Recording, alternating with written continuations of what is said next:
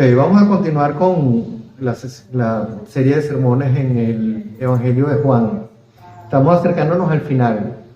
Estamos ya comenzando hoy el capítulo 19. Llevamos, el otro día hacíamos el cálculo, más de un año ya con esta serie de sermones en Juan.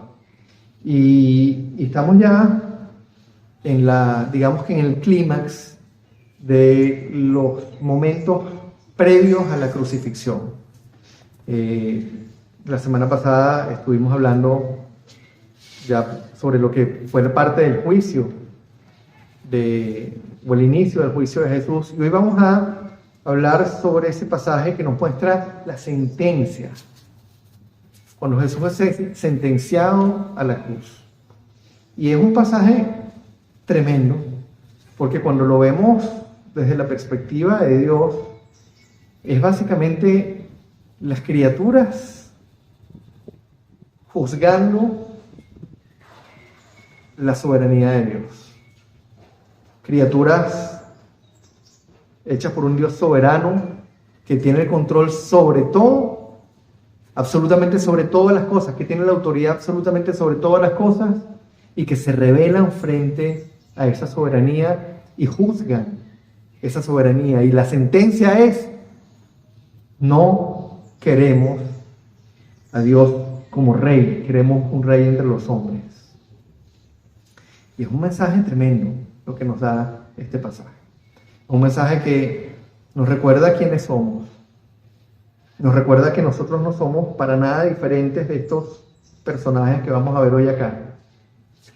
Y lo que vamos a ver básicamente en este texto son 4 lecciones en este episodio de la sentencia que hacen los judíos y Pilato, particularmente, como instrumento final de Dios sobre Jesús, de llevarlo a la cruz.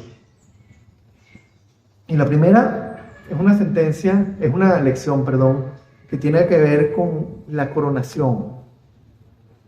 A veces vemos ese tema de la corona de espinas como algo denigrante, pero cuando lo vemos a la luz de las Escrituras, lo que estaba ocurriendo ahí era algo tremendo. Estaba siendo coronado el Rey del universo. Vamos a leer los versículos 1 al 3. Pilato tomó entonces a Jesús y mandó que lo azotaran. Los soldados que habían tejido una corona de espinas se la pusieron a Jesús en la cabeza y lo vistieron con un manto de color púrpura. ¡Viva el Rey de los judíos!, le gritaban mientras se acercaban para bofetear.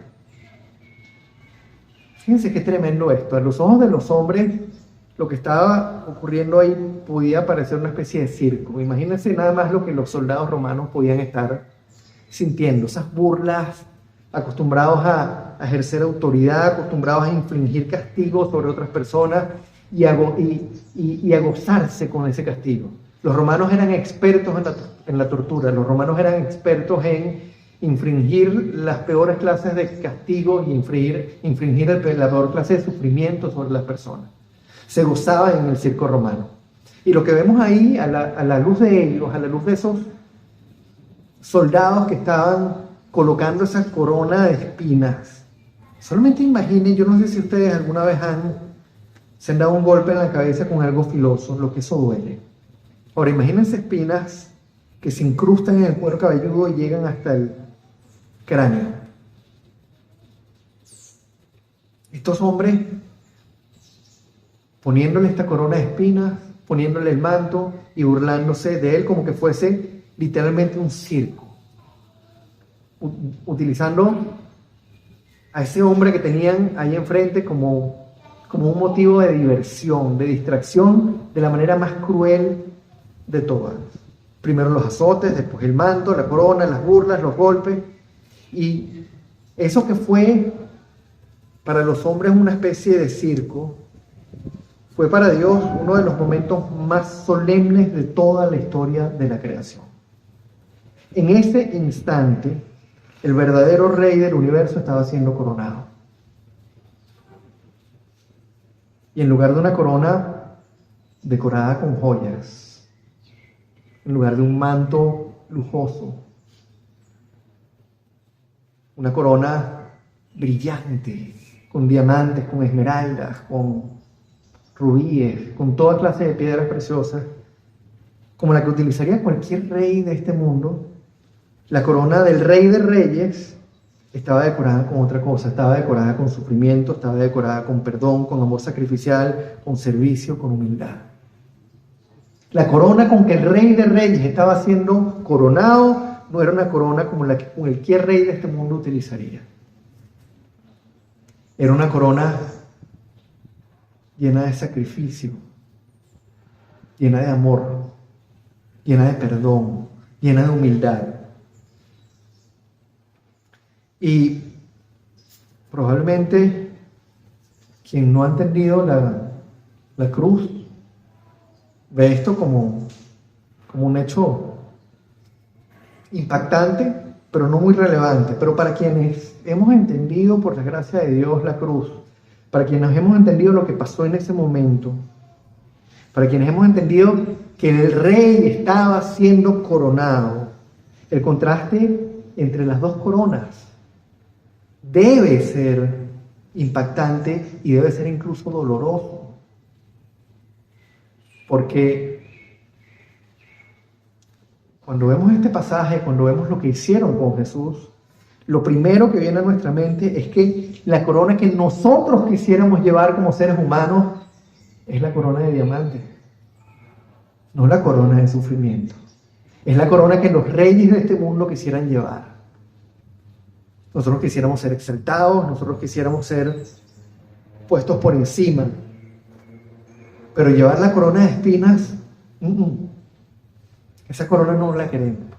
Esa corona de sufrimiento, esa corona de perdón, esa corona de humildad, esa corona que es totalmente opuesta a la corona que llevan los reyes de este mundo, esa no la queremos llevar.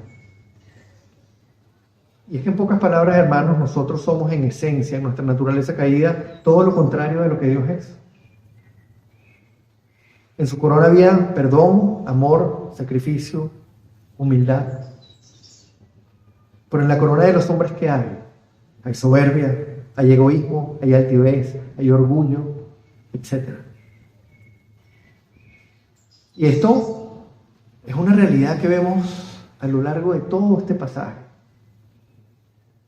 La primera lección es que lo que estaba ocurriendo ahí era la coronación del Rey de Reyes, con una corona diferente, con una corona de amor, con una corona de perdón, con una corona de sufrimiento, con una corona que ninguno de nosotros hubiésemos querido llevar, pero que Él estuvo dispuesto a llevar, y que es la que lo acredita como el Cordero de Dios que quita el pecado del mundo. La segunda lección que vemos en este pasaje está enraizada o está pegada de esa realidad. Y es básicamente una lección sobre la ironía del pecado del hombre. Una lección sobre la ironía que significa el pecado. Los versículos 4 y 5, fíjense cómo sigue el pasaje. Dice: Pilato volvió a salir. Aquí lo tienen, dijo a los judíos. Lo he sacado para que sepan que no lo encuentro culpable de nada. Cuando salió Jesús, llevaba puestos la corona de espinas y el manto de color púrpura. Aquí tienen al hombre, les dijo Pilato. Fíjense la primera ironía que encontramos aquí. Pilato no lo consideraba culpable de nada, y aún así lo había mandado a azotar. No era culpable, no veía ninguna culpa en él, no veía ningún motivo para castigarlo, pero aún así lo mandó a azotar, como si los azotes fueran pocas cosas. Como si los azotes fueran algo que, dale 30 azotes un momentico para salir del paso. Como si eso no marcara la vida de una persona. Como si eso no pudiese destrozar el cuerpo de una persona. Llevó a Jesús frente a los judíos, les dijo: lo he sacado para que sepan que no lo encuentro culpable de nada. Lo azotó y después de azotarlo les dijo a los judíos: Aquí lo tienen, para que sepan que no lo encuentro culpable. Irónico, ¿no? Él se quitó toda la culpa de encima, como si mandar a azotar a un inocente fuese algo natural, fuese algo normal. Como si eso no fuese absolutamente nada malo. Algo normalito. Algo normalito. En el versículo 6 nos continúa diciendo: tan pronto como lo vieron, los jefes de los sacerdotes y los guardias gritaron a voz en cuello: ¡crucifícalo! ¡Crucifícalo! Pues llévenselo y crucifíquenlo ustedes, replicó Pilato. Por mi parte, no lo encuentro culpable de nada. Y vemos la segunda ironía.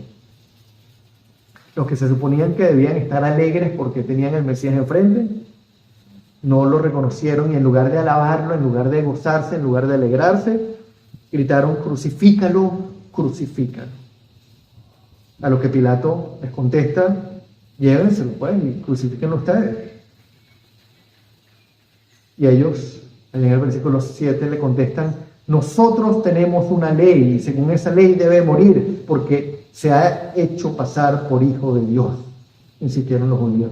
En pocas palabras, estos hombres que decían conocer a Dios estaban llamando a Dios mentiroso.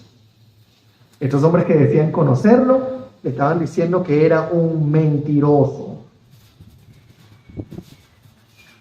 Hermanos, se dan cuenta de que el hombre en su naturaleza caída es incapaz de diferenciar, por un lado, lo bueno de lo malo, y por otro lado, lo que es verdad de lo que es mentira. El hombre es incapaz de ver lo malo en comparación con lo bueno. El hombre es incapaz de ver la mentira en comparación con la verdad. Ni Pilato ni los judíos eran capaces de ver la atrocidad que estaban cometiendo. Los judíos estaban convencidos de que ese hombre no era quien decía ser, porque ellos tenían su propio concepto en la cabeza del Mesías, a pesar de que en la Biblia lo describía perfectamente. Y los romanos estaban gozando un mundo, los soldados riéndose y burlándose. El único que estaba medio asustado y medio nervioso con el asunto era Pilato, pero aún así lo mandó a azotar, como si nada. No lo encuentro culpable de nada, pero bueno, vamos a darle unos azotes y nos divertimos un rato, casi como que hubiese sido algo así. Y hermanos, la gran ironía del pecado es que a los ojos de los hombres el pecado no parece algo malo, cuando en realidad a los ojos de Dios no solamente es malo, es abominable, es despreciable, es repulsivo. A los ojos de los hombres el pecado parece chévere, a los ojos de los hombres el pecado parece algo normal, algo común. Y el pecado en toda su diversidad, en todas sus manifestaciones. Para nosotros, para el hombre caído, el pecado es... Pregúntenle a una persona que no conoce al Señor si mentir es malo. A lo mejor te dicen que asesinar es malo, pero incluso a eso le conseguirían excusas. Pregúntenle a alguien en el mundo si ser orgulloso es malo, si la codicia es mala.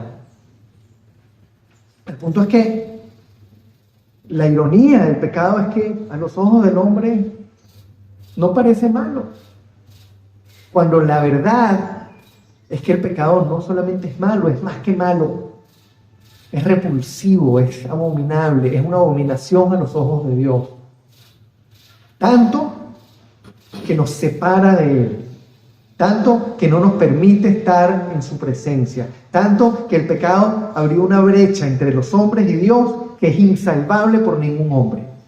No hay hombre que pueda con el pecado, no hay hombre que sea capaz de sobreponerse al pecado y cumplir la ley perfecta de Dios. No hay hombre que por cuenta propia sea capaz de sobreponerse a esa condición de pecado. Y eso es terrible. Y es irónico porque el mundo vive sumergido en pecado y no lo sabe. Viven sumergidos en el pecado y lo disfrutan. Viven sumergidos en el pecado y están como si nada.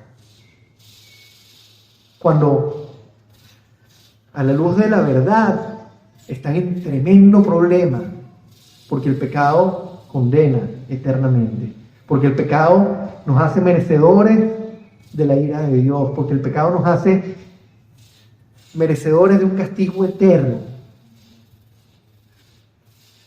Y esa es la gran ironía del pecado.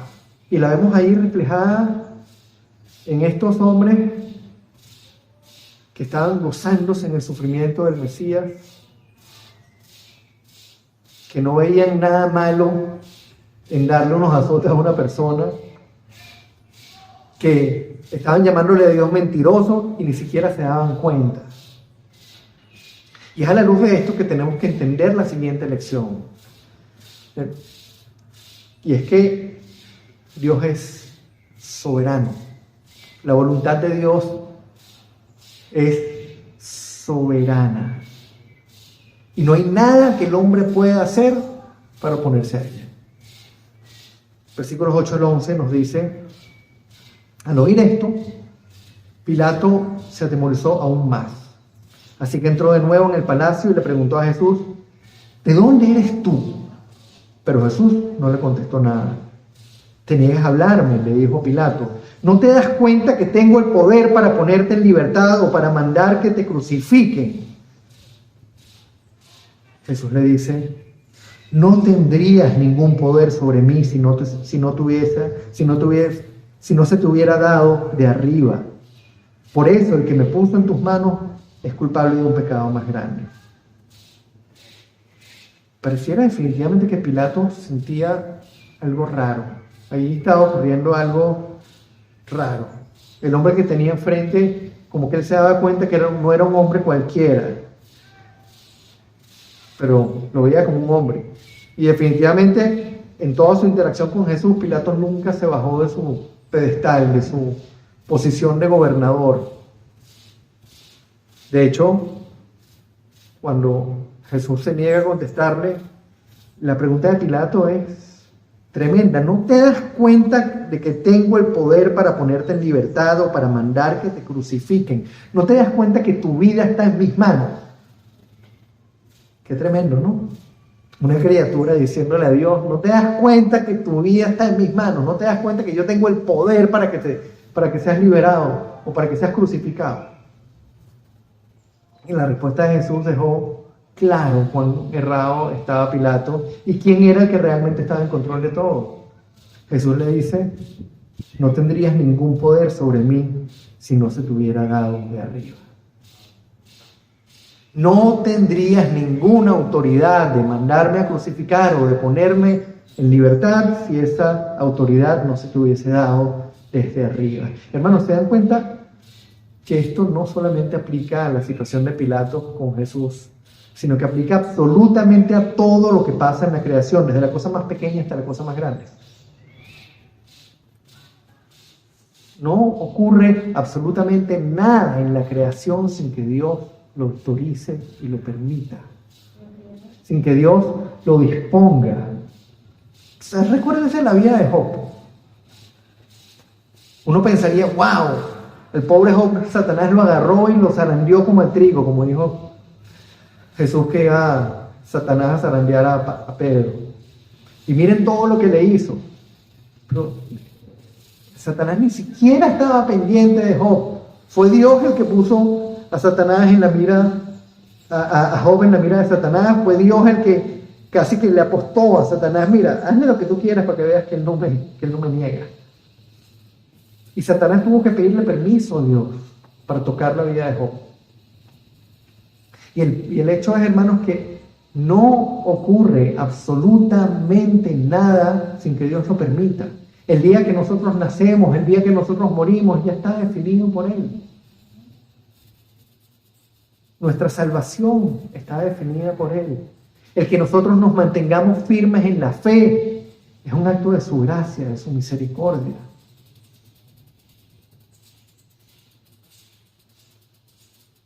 Es tremendo porque lo que vemos aquí es un Dios soberano, Un Dios que tiene la autoridad absolutamente sobre todas las cosas, dándole la autoridad a una de sus criaturas para crucificar a su hijo.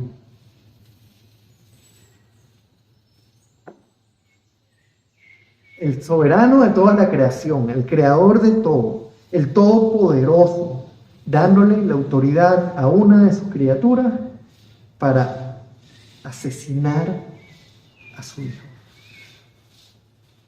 Qué tremendo, ¿no? ¿Y para qué? Para salvar a un grupo de personas que no merecían ser salvadas. Para salvar una cuerda de pecadores que merecían, ellos sí merecerían estar en la cruz. Para salvarnos de un castigo que nosotros sí merecíamos. Él ofreció a su hijo.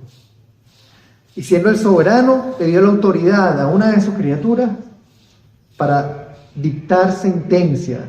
Y le dio autoridad a otras para azotarlo. Y a otras para ponerle una corona de espinas y burlarse de él.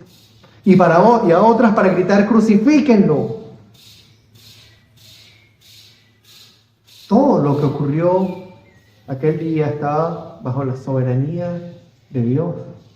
Y eso nos confronta con una realidad. No hay nada que ocurra en esta tierra si Dios no lo autoriza. Todo, absolutamente todo, está sujeto a la voluntad y a la soberanía de Dios. Todo ocurre según su voluntad, porque Él así lo dispone. Y es por eso que la cuarta lección que nos da este pasaje es tan importante y tan terrible a la vez. Y es que el hombre, en su naturaleza caída, rechaza continuamente, está en rebeldía continua con la soberanía de Dios. Si hay algo que al hombre le molesta, si hay algo que al hombre le da rabia y le genera rechazo, es la soberanía de Dios. El versículo 12 nos dice: desde entonces Pilato procuraba poner en libertad a Jesús, pero los judíos gritaban desaforadamente: si dejas en libertad a este hombre, no eres amigo del emperador. Cualquiera que pretende ser rey se hace su enemigo. Lo primero que vemos aquí es cómo los judíos, que odiaban a muerte a los romanos, recuerden eso. Aquí no estábamos hablando de un grupo de judíos que estaban bien con los romanos. Estos hombres querían ver a cada romano, por decirlo de alguna manera, muerto. Ellos no querían a los romanos como gobernantes. Ellos querían ser libres. No querían el yugo de los romanos. Consideraban que los romanos eran despreciables, como el resto de los gentiles, pero peor. Y estos hombres que odiaban a los romanos a muerte se ponen de parte del emperador romano para asegurarse de que Pilato crucificara a Jesús.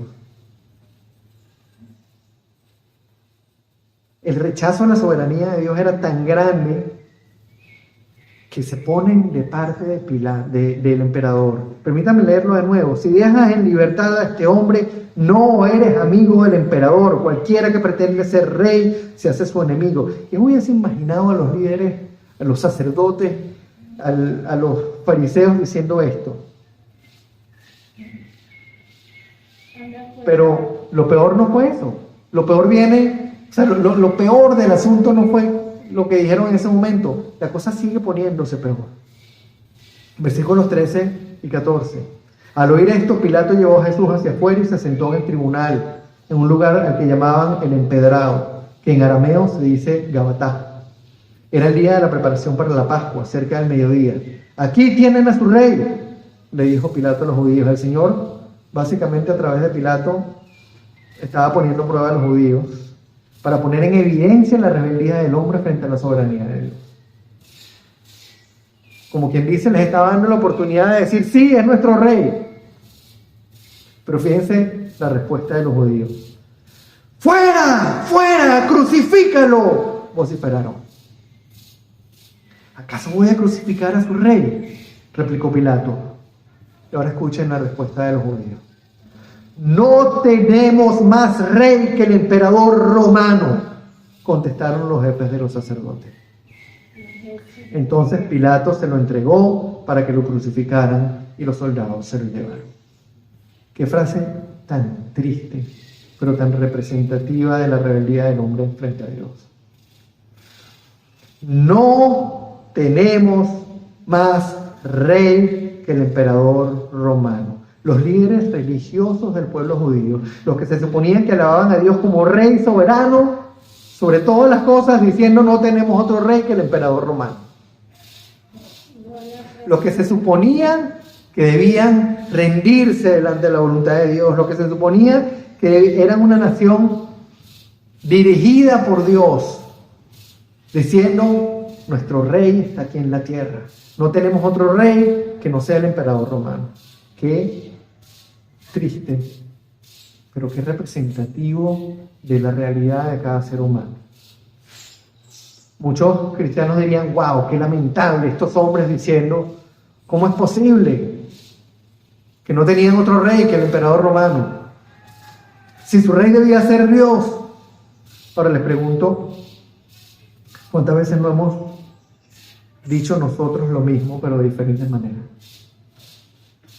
¿Cuántas veces nosotros mismos no nos hemos enfrentado cara a cara y hemos peleado con la soberanía de Dios y hemos negado la soberanía de Dios y hemos dicho no tenemos otro Dios sino uno aquí en la tierra? No tenemos otro rey sino uno aquí en la tierra. Permítanme a lo mejor preguntarlo de manera inversa. ¿Cuán a menudo obedecemos a Dios por encima de cualquier cosa? ¿Cuán a menudo obedecemos lo que Dios quiere y hacemos lo que Dios quiere que hagamos sin importar las consecuencias? Si nuestra respuesta no es siempre, entonces estamos en la misma situación de los judíos, de los sacerdotes, de los fariseos. Eso nos coloca también a nosotros en rebeldía frente a la soberanía de Dios. Y hermanos, el hecho es que en nuestra naturaleza caída, si hay algo que domina, es la rebeldía frente a la soberanía de Dios. Nuestra naturaleza caída se resiste a aceptar que Dios es soberano sobre todas las cosas, sobre cada aspecto de nuestra vida, sobre cada aspecto de la realidad. La soberanía de Dios no nos gusta. Y no estoy hablando de la gente que está fuera de las iglesias, estoy hablando incluso de los cristianos. Pensémoslo fríamente. ¿Cuántas veces hemos pasado de largo un pasaje de la Biblia porque confronta nuestra conducta con la voluntad de Dios? ¿Cuántas veces hemos distorsionado pasajes porque nos parece que eso no puede ser, que un Dios no podría actuar de esa manera, sencillamente porque no se ajusta a lo que nosotros creemos o a lo que nosotros queremos? Hermanos, nos guste o no nos guste, Dios es soberano. Nos moleste o no nos moleste, Él tiene autoridad absoluta sobre todas las cosas y tiene el poder absoluto para hacer que las cosas sucedan o no sucedan. Y tiene el poder absoluto para decidir y para definir qué sucede y qué no sucede. Él es soberano. Nosotros no. Nosotros somos criaturas creadas por Él a su imagen y semejanza, pero eso no quiere decir que nosotros podamos oponernos a su soberanía. Y el problema es que ahí radica nuestra enemistad con Él, que nos resistimos a aceptar que es soberano. Nos resistimos a aceptar que Él está por encima de todas las cosas. Hermanos, cuando estudiamos con detenimiento y con humildad un pasaje como este, no viéndolo sencillamente como un evento histórico, una serie de hechos históricos que ocurrieron, sino que lo estudiamos con detenimiento, con humildad, y nos tomamos el tiempo de aplicarlo a nuestras vidas, de vernos nosotros reflejados ahí, en la piel de los fariseos y los sacerdotes, en la piel de los soldados romanos, azotando a Jesús, en la piel de Pilato. Y aplicamos ese texto a nuestra vida, nos damos cuenta de 4 cosas. En primer lugar, que en nuestra naturaleza caída somos totalmente opuestos a Dios. Él se puso la corona de espinas pero nosotros queremos la corona de diamantes. En segundo lugar, que como seres humanos somos incapaces de diferenciar por cuenta propia lo malo de lo bueno. Somos incapaces de diferenciar la mentira de la verdad. Todo lo vemos y lo evaluamos de acuerdo a nuestros propios intereses. Lo que nos gusta es bueno, lo que nosotros creemos es la verdad, lo que se pone a eso es malo y es falso, punto. Cualquier cosa que yo quiero, la justifico. Cualquier cosa que yo creo, la tildo de verdad. Y cualquier cosa que se opone a lo que yo creo o deseo, es mentira y es malo. En tercer lugar, independientemente de lo que nosotros podamos pensar o creer, Dios es soberano sobre todo y tiene completa autoridad y completo control sobre cada detalle de su creación. Hermanos, nuestro sentido de poder y control es una ilusión. De repente sí, podemos tener control sobre algunos aspectos diminutos de nuestra realidad inmediata. Que comemos o que no comemos, a dónde vamos o a dónde no vamos. Podemos creer que tenemos control sobre aspectos de nuestra vida, pero cuando vemos la cosa desde el punto de vista de Dios, nos damos cuenta de que en realidad no controlamos nada. Podemos pensar y hacer planes a futuro y decir que el próximo año vamos a hacer esto y vamos a hacer aquello, o incluso que la semana que viene vamos a hacer esto o vamos a hacer aquello, y mañana nos dio un infarto y nos quedamos muertos en el acto. O nos enfermamos y nos cambió el plan por completo. En cuarto lugar, que a causa de nuestra naturaleza caída, nuestra reacción inmediata frente a esa soberanía, frente a la soberanía absoluta de Dios, es rebeldía. Queremos reyes en la tierra, queremos reinar nosotros sobre nuestra vida, pero no lo queremos a Él como rey. Y son cuatro cosas que están ahí presentes. Nuestra oposición a Dios, nuestra incapacidad de diferenciar el bien y el mal, la mentira de la verdad, la soberanía absoluta de Dios sobre todo, y nuestra rebeldía frente a esa soberanía. Y hermanos, a la luz de estas cuatro verdades, podemos tener dos tipos de reacciones.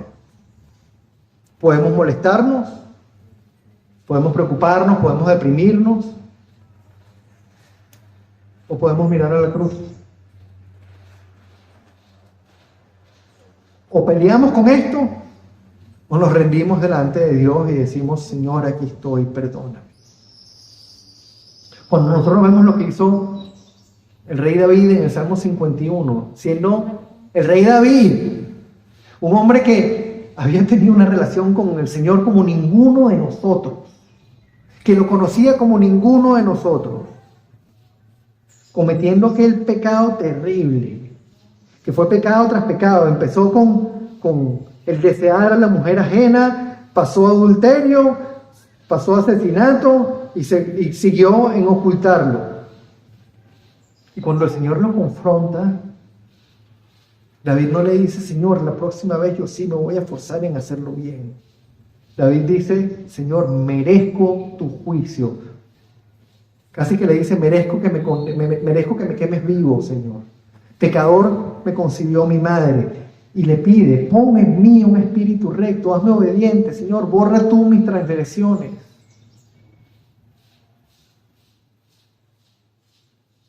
David no había visto la cruz como la hemos visto nosotros, pero estaba mirando hacia la cruz. Y frente a estas realidades, o nos resistimos, o nos molestamos, o nos deprimimos, o miramos a la cruz. Todo en este relato que acabamos de ver se trata de cómo Dios planificó y ejecutó el plan de rescate que más nadie podía llevar a cabo. Ese plan llevó a Jesús a nacer de un vientre judío, a Dios a hacerse hombre, una criatura indefensa, sujeta a enfermedades, sujeta a sufrimiento, sujeta a dolor, naciendo de un vientre judío. Lo llevó a ganarse la enemistad de los dirigentes religiosos de su pueblo, a que apenas él empezó el ministerio estuviera procurando matarlo. Lo llevó a ser traicionado por uno de sus discípulos y a ser negado 3 veces por otro de ellos, uno de los más cercanos. Lo llevó a ser acusado injustamente y a ser juzgado por Pilato y ser condenado a la cruz. Lo llevó a sufrir lo indecible, a ser crucificado junto con unos malhechores. Lo llevó al sepulcro, pero también lo llevó a levantarse para vencer la muerte, para vencer el pecado y reinar eternamente sobre todas las cosas. Para que todo el que crea en Él no se pierda, mas tenga vida eterna.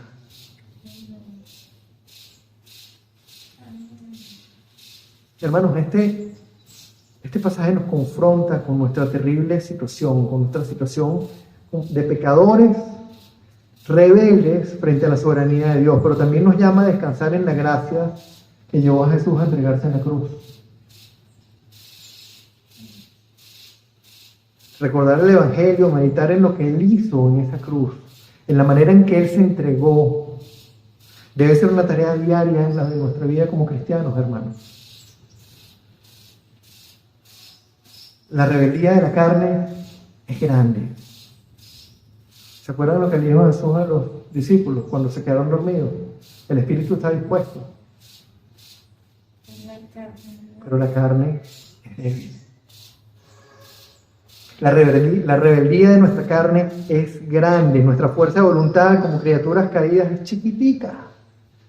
Nuestra fuerza de voluntad es insuficiente para resistir al pecado. Si no recordamos día a día el Evangelio, si no dependemos continuamente de la gracia de Dios para que Él nos capacite, para que nos fortalezca, para que nos transforme a la imagen de Jesús, entonces, hermanos, nunca vamos a disfrutar ni del gozo ni de la paz que proviene de vivir una vida victoriosa frente al pecado.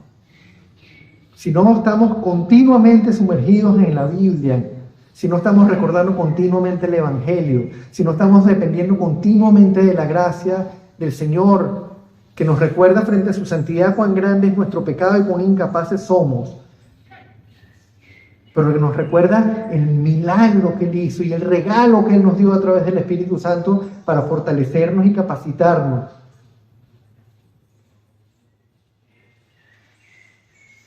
Si dejamos de lado el mensaje y dejamos de lado la gracia, nunca vamos a disfrutar ni del gozo ni la paz que proviene del estar en victoria sobre el pecado. Vamos a llevar una pelea invencible, una pelea que no podemos ganar. Vamos a vivir una vida triste, una vida llena de pena, porque el Señor no nos hizo para que viviéramos en el pecado. El Señor no nos hizo para que viviéramos en rebeldía a Él. El Señor no nos hizo para que nosotros cumpliéramos nuestra propia voluntad, sino para que cumpliéramos la suya.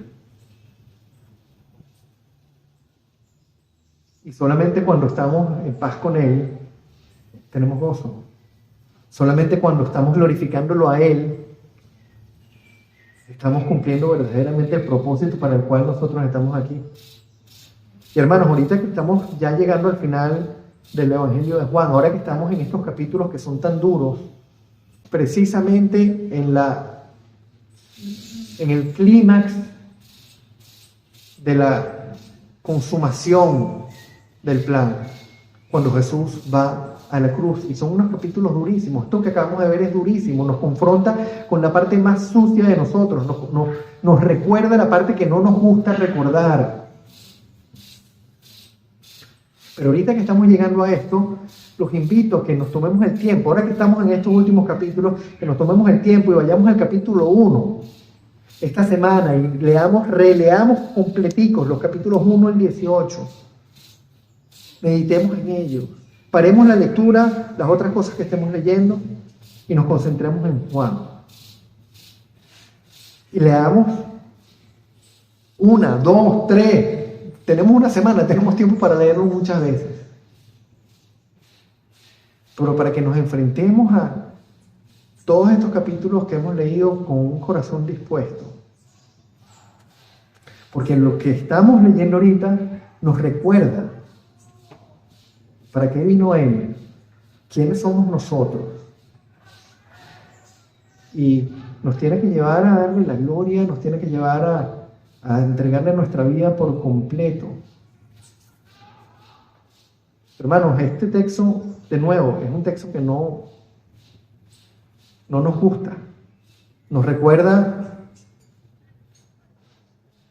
que somos criaturas caídas, opuestas a Dios, que somos incapaces de diferenciar la mentira de la verdad, lo bueno de lo malo, que Dios es soberano y que nos resistimos hasta la muerte a esa soberanía. Pero también nos recuerda que Él lo sabe y que por eso, que precisamente por eso, Él se hizo hombre y por eso fue juzgado y por eso fue sentenciado a la cruz. Eso fue planificado por Él para que nosotros hoy pudiéramos estar aquí. Para que todo el que crea en Él no se pierda, mas tenga vida eterna. Vamos a orar. Padre, te damos gracias, Señor, por el regalo inmerecido que nos diste, Señor, para hacerte hombre, para someterte a toda esa clase de sufrimientos y vejaciones. Al entregarte, Señor, a la muerte más cruenta y más terrible de todas, sabiendo que el dolor físico que ibas a pasar no se comparaba con el dolor de ser el que iba a recibir la ira del Padre por todos nuestros pecados. Señor, te alabamos y te bendecimos. Te damos las gracias por el sacrificio que hiciste en esa cruz. Te pedimos perdón, Señor, por todas las veces que hemos fallado. Y te pedimos que nos ayudes, Señor, cada día a ver nuestro pecado como tú lo ves. A recordar esta realidad, Señor, a recordar que somos opuestos a ti. A recordar que por cuenta propia somos incapaces de diferenciar lo bueno de lo malo, de la verdad de la mentira. A recordar que tú eres soberano y que nosotros somos rebeldes frente a tu soberanía. Para que cada día, Señor, recordemos cuánto dependemos de tu gracia. Para que cada día recordemos, Señor, cuánto dependemos de ti, de lo que tú hiciste en esa cruz, y para que nuestra respuesta delante del Evangelio, Señor, sea levantar nuestros brazos en la oración y entregarte nuestra vida por completo. Bendito seas por siempre, Señor. Bendito seas por todo lo que hiciste, por todo lo que sigues haciendo en nuestras vidas. Bendito seas porque nos rescataste de la oscuridad y porque nos estás transformando y nos estás cambiando día a día a la imagen de Jesús. Bendito seas porque nos das el chance, el privilegio, Señor, de ser tus instrumentos para ir y proclamar la verdad, para ir y proclamar tu palabra, porque nos das el regalo de ser tus mensajeros y de ser instrumentos para que tu nombre sea glorificado. Gracias, Padre. Gracias por tanto, Señor. Guíanos. Haz de nosotros esos siervos que tú quieres que nosotros seamos. Ayúdanos a vernos siempre como tú nos ves en relación al pecado. Pero ayúdanos a ver la cruz y a recordar lo que tú hiciste por nosotros, a pesar de lo que somos, a pesar de nuestra naturaleza caída. Ayúdanos a recordar el regalo tremendo, hermoso, infinito que nos diste a través de tu gracia. Ayúdanos a vernos como los recipientes, como los que hemos recibido este regalo y que tenemos este privilegio, Señor, de ser instrumentos tuyos. Te damos el honor y te damos la gloria. Te bendecimos, te alabamos y te glorificamos por siempre, Señor, en nombre de Cristo. Amén y amén.